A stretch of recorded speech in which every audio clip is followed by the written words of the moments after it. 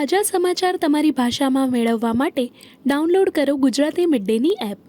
Where Kuch Kuch Hota is releasing, and you are locked up in a room at the premiere of your own film because you got a call from and they're going to bump you off, and you have two people, your two assistants, Tarun Mansukhani and Nikhil Advani, telling you abhi clap chal raha hai, abhi standing ovation, but you're stuck in a room. That's bizarre. I don't Take think us I through can that. ever forget.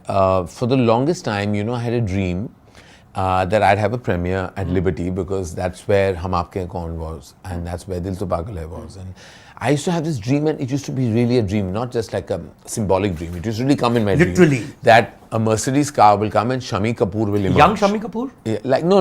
The Shami Kapoor. Present Shami, Because Shami uncle used to attend the premieres. Okay, it was one of those. So I was sitting in this tiny room because there were all the security, and you've already given names. I'm not saying anything. I'm so scared. I'm like, there was this threat coming in, and we were releasing. And they asked you not to release the film. They asked for whatever reason we didn't want us to release, and the authorities said, please go ahead and release it. Shah Rukh knew about this dream I had. So when Shami uncle came out of the Mrs. Mercedes car, Shah Rukh went inside, brought me out, and made me stand right in front of him. He said, nobody will do anything to you. You watch this moment. So I saw that moment happen, and I had tears in my eyes because it was my dream actually realizing itself. And Shah Rukh said, you won't go from here. You won't go from here. Then my mother got hyper and father got hyper, and they sent me back. But I'll never forget how Shah Rukh brought me out, and he said, I'll take the bullet for you. You just stand here. And I was like, that's when I realized that this is a relationship that is forever. After that party, after the premiere, I didn't see the film with the audience at all. I was rushed into another room. We were having a party at a restaurant called Khyber. There they said, we have a list, but there are 6 uninvited people who have entered now. Oh, damn. It could have been just 6 Right. gate crashers, but Usual it was gate security. crashers, yeah. That night, my father said, we are leaving the country. So we left for London. The same night? The same night at about 4 or 5 a.m. in the morning. My mum, me, my dad, scared people, just on a flight to another country. We went to London, and we didn't know what the hell was happening. Like the first couple of days, those were not internet days. You didn't know where to log in. We were just trying to first be settled into a tiny apartment because, in a discreet location. I don't know why it was seeming very scary for us at that time. And my mother somewhere secretly was, I think, hoping that only emotionally and for her protective, that if this film is not a big hit, it's okay. It's fine. Right, under the radar, yeah. But she wasn't saying it. But so we decided to go to Marble Arch, which was the cinema that day. That was a big 300-seater, 500-seater actually.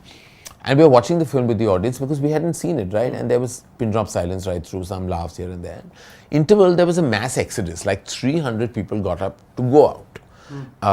And they used to keep an interval in those days in the overseas audience. They don't do it anymore. And my mother said, they've all left with maybe a tinge of some happiness. So my father said, Naini, it's not possible. He walked outside, and there was a huge line of a lot of the ladies were standing outside, to get into the washroom. And he said, why is there such a crowd? They said, can't you see our mascara is off? We've been crying so much. And then I went back and I said, mommy, people are crying and all in the movie and all. So she said, and then at the end of the film, when we walked out, everybody was like, this is a great Yash Raj film. And because they didn't know who I was. My father very proudly was saying, it is his film, he directed it. And people were looking at me like, who's he and why? Whatever. And they walked out. You were a kid then, right? I was 25 years old, and I was like, I was just so lost. It was only on the Tuesday morning of the film's release. Landlines landlines in our we didn't have a mobile that time. Landlines in the apartment weren't allowed international calls, so I had to go into the red booth, and I took a couple of coins with me and I had to call Adi to find out, because Adi is Yash Raj was distributing the film. And he's saying, I've been trying to call you. So I was like, I'm really nervous to ask what's happening, how's it doing? I haven't heard anything. So he's like, where are you? So I said, I'm talking to you from a phone booth. He said, what's the most expensive thing you want to buy? So I'm like, what do you mean? So I said, well, what do you mean? He said, what's the most expensive thing you want to buy? I said, I want to move to a bigger house with mom and dad. So he says, you know what, come back to Bombay and buy the biggest house because your movie's a blockbuster. And I was like, and I was staring at that phone and I was like, and I'm a little bit of an emotional maniac and I was weeping. He's saying, you stop crying, it's great news. Your film is like here, there, everywhere, every territory, blah, blah, blah. My father, when I went up, I woke my parents up, you know, and I was like, you know, like, hello, like our film is a big hit. So my mother was like, means what? Because we'd not heard this in a while. So I was like, my father had films that had failed prior to this. Right before that, 6 months before this was Duplicate. Before that was Gumrah, which was... Oh, Duplicate was not a hit? No, it was a big flop, yeah. Agnipath, Gumrah, all of these had been... Agnipath was acclaimed, but not a commercial success at all. We hadn't seen success, you know, in so long. Went straight, like, you know, my father then took the same coins and started calling the CPCI, Rajasthan, distributor, and like, it was just like, and there were just three of us, right, mom, dad and me, and just our own little party. And then my mom came around, I think, because she realized that this was emotional for us. Kind of, he was also like Dar would be his breakout. Yeah, so, and we on set with him in 94. So it was like, we all, Adi, me and him were like friends.